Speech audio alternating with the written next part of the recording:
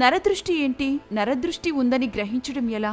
నరదృష్టిని పోగొట్టుకోవడం కోసం ఎటువంటి చిట్కాలను పాటించాలి? జ్యోతిష్య శాస్త్ర పండితులు ఈ విషయంలో ఏం చెబుతున్నారు వంటి వివరాలను ఇప్పుడు తెలుసుకుందాం. అయితే ఇప్పటి వరకు ఛానల్ సబ్స్క్రైబ్ చేసుకోకపోతే ఖచ్చితంగా సబ్స్క్రైబ్ చేసుకోండి.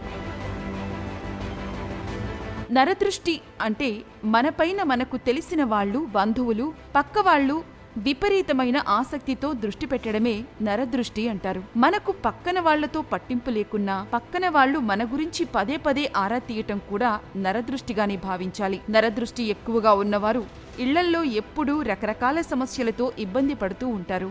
అయితే అటువంటి నరదృష్టి నుంచి బయటపడటం కోసం కొన్ని చిట్కాలను పాటిస్తే మంచిదని చెబుతున్నారు.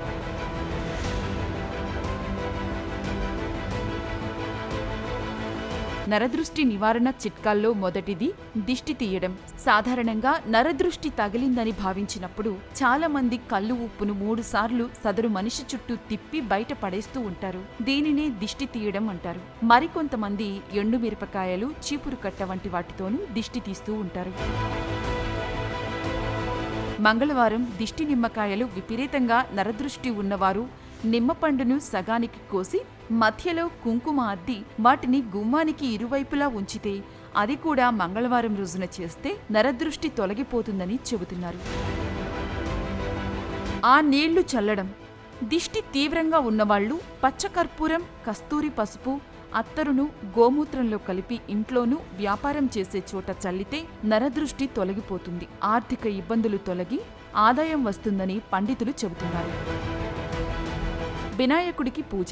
నరదృష్టి వల్ల రుణబాధలు వస్తే వినాయకుడి ఆలయంలో పూజలు చేస్తే కాస్త దిష్టి నుంచి ఉపశమనం దొరుకుతుందని చెబుతున్నారు. అంతేకాదు, ఇంటి ముందు గుమ్మడికాయ కట్టడం వల్ల, గుమ్మం దగ్గర కనుదిష్టి, వినాయకుడి ఫోటో పెట్టడం వల్ల ఎటువంటి నరదృష్టి అయినా పటాపంచలు అవుతుందని పండితులు చెబుతున్నారు.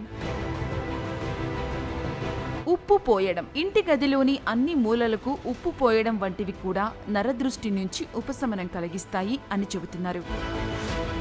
పూల చెట్లు పెంచడం. పచ్చని పువ్వులు పూసే చెట్లను పెంచడం కూడా నరదృష్టిని మనపై నుంచి వాటిపైకి మళ్లిస్తాయని జ్యోతిష్య నిపుణులు చెబుతున్నారు. ఇక ఈ వీడియో మీకు నచ్చినట్లయితే లైక్ చేయండి, షేర్ చేయండి.